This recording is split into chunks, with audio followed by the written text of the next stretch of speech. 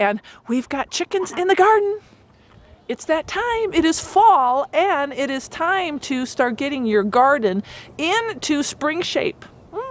Yeah, now in the fall? Yes, now in the fall. And one of the ways many homesteaders prepare their spring garden is by releasing the chickens and the ducks and the roosters and the turkeys and whatever other birds and fowl they have into their garden to become compost workers for them.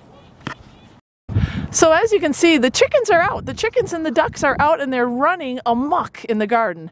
And this is the beauty of having a homestead with farm animals, because once your garden season is done, you should be bringing your animals out into your garden.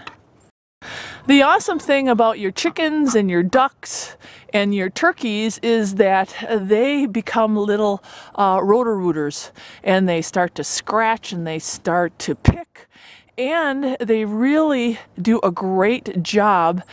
They really do a great job at becoming your composters during the fall and into the winter months. Now, the awesome thing about chickens is not only will they be scratching things up and really helping your soil, but they will be depositing in your garden. Yes! They will be depositing their own organic compost, and that is priceless, because that way you don't have to add amendments by the time spring comes, because all your farm animals, all your chickens and all your ducks and all your roosters and all your turkeys will have done it for you.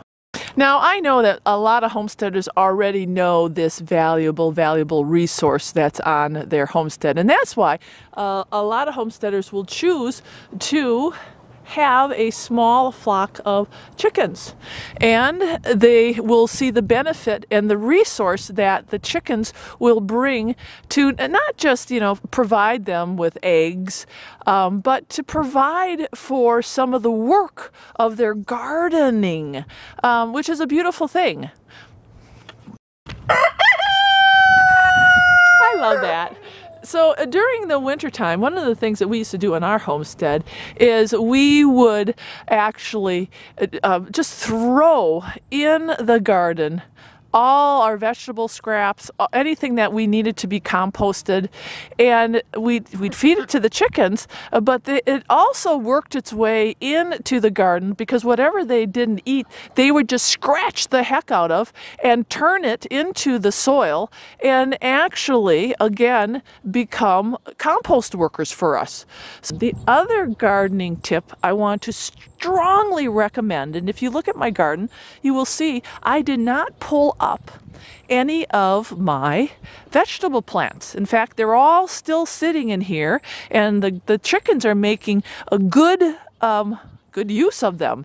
But the reason being is, and I've advocated this before, I'm going to advocate it again, at the end of the season, do not till your garden.